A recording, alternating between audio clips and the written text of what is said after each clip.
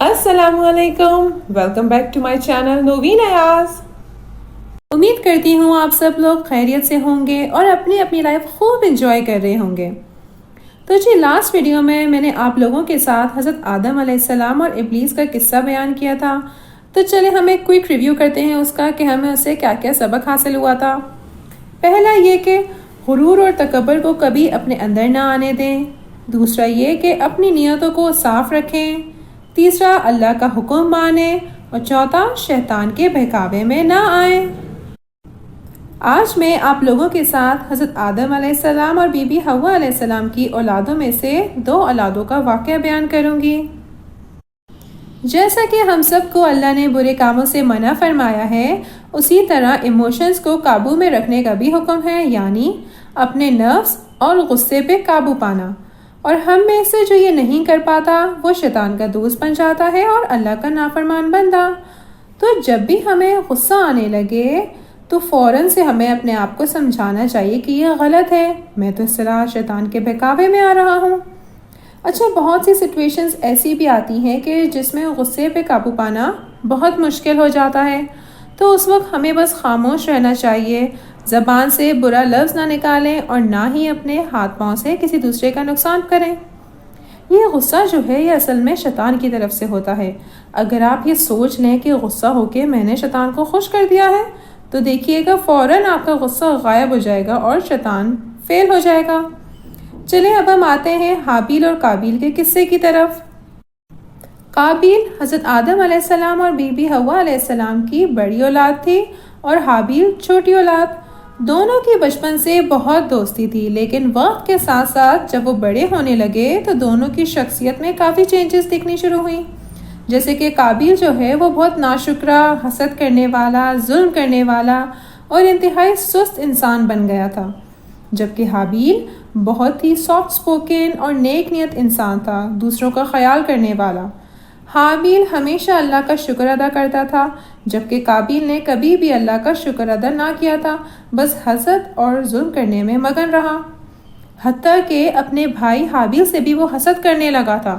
وہ یہ سمجھتا تھا کہ حضرت آدم علیہ السلام اس سے پیار نہیں کرتے بلکہ حابیل کو چاہتے ہیں صرف۔ اچھا، ایک بار یہ ہوا کہ دونوں بھائی ایک بڑے اونچے پہاڑ کے کنارے کام کر رہے تھے کہ اچانک قابیل پتھر سے پھسل گیا، لیکن حابیل نے تیزی سے آگے بڑھ کے اسے گرنے سے بچا لیا۔ اس واقعے کے بعد قابیل کا دل حابیل کی طرف سے تھوڑا صاف ہوا، نفرت و حسد میں کچھ کمی آئی، لیکن جلد ہی شیطان نے دوبارہ اس کو اپنے بھائی پر غصہ دلا دیا۔ یاد رہے، یہ غصہ ہمیشہ شیطان کی طرف سے ہوتا ہے۔ اب وہ پہلے سے بھی زیادہ ضدی اور غصہ ور ہو گیا تھا۔ اسی دوران خلیفہ کی سلیکشن کا وقت آیا تو حضرت آدم علیہ السلام نے اللہ کے حکم سے خلیفہ بننے کے لیے حابیل کو سلیکٹ کیا۔ اس بات سے قابیل ناراض ہوا اور کہا کہ اسے خلیفہ بنایا جائے۔ اس لڑائی کو ختم کرنے کے لیے اللہ تعالیٰ نے ان سے کہا کہ اللہ کی راہ میں اپنی پسندیدہ چیز قربان کریں، اور فرمایا کہ بہترین قربانی والا ہی خلیفہ بنے گا۔ یہاں میں آپ کو بتاتی چلوں کہ دونوں بھائی کام کیا کرتے تھے۔ قابیل کسان تھا، یعنی فارمر، اور فصلیں اگاتا تھا، اور حابیل جو ہے وہ ایک چرواہا تھا، وہ بھیڑ بکریاں پالتا تھا۔ اب قربانی دینے کا وقت آیا تو قابیل قربانی کے لیے کچھ پرانی اور بوسیدہ سی فصلوں اور پھلوں کی ٹوکری لے آیا، جبکہ حابیل ایک بہت ہی پیاری اور خوبصورت سی گائے لے آیا۔ دونوں بھائیوں نے اپنی قربانی کا سامان ایک پہاڑ کی چوٹی پر رکھ دیا اور واپس چلے گئے۔ اتنے میں آسمان سے ایک بجلی آئی اور حابیل کی قربانی لے گئی، یا یہ کہہ لیں کہ اس نے حابیل کی قربانی کو جلا دیا اور قابیل کی قربانی ویسی کی ویسی رکھی رہی۔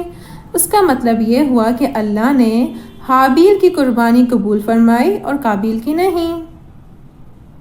قابیل کی حابیل سے نفرت اور بڑھنے لگی۔ اس نے حابیل سے پوچھا کہ میری قربانی کیوں قبول نہ ہوئی اور تمہاری ہو گئی؟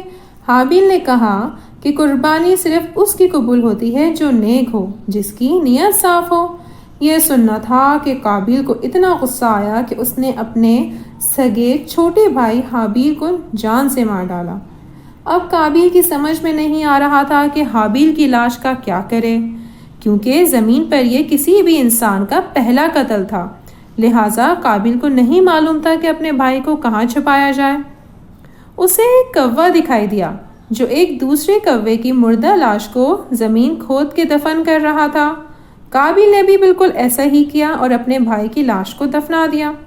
اس کے بعد بیٹھ کر افسوس کرنے لگا کہ یہ میں نے غصے میں آ کے کیا کر دیا، لیکن اب تو کچھ نہیں ہو سکتا تھا اور نہ ہی وہ خلیفہ بن سکتا تھا۔ دیکھا آپ نے، جب ہم قابل کی طرح شدید غصے میں ہوں تو اپنے پیاروں کو بھی کھو سکتے ہیں۔ اس کے بعد بتایا جاتا ہے کہ اللہ تعالیٰ نے قابل کو اس کے جرم کی سخت سزا دی اور اس کی باقی عمر عذاب میں گزری۔ ہمیں چاہیے کہ ہم سمجھ بوجھ سے کام لیں اور غصے پہ قابو پانا سیکھیں۔ تو ویورز، آج کے لیے بس اتنا ہی۔ انشاءاللہ ایسے ہی قصے کہانیاں آپ کے ساتھ میں شیئر کرتی رہوں گی، تو دیکھتے رہیے گا میرا چینل۔ رکھیے گا اپنا بہت سا خیال۔ اللہ حافظ۔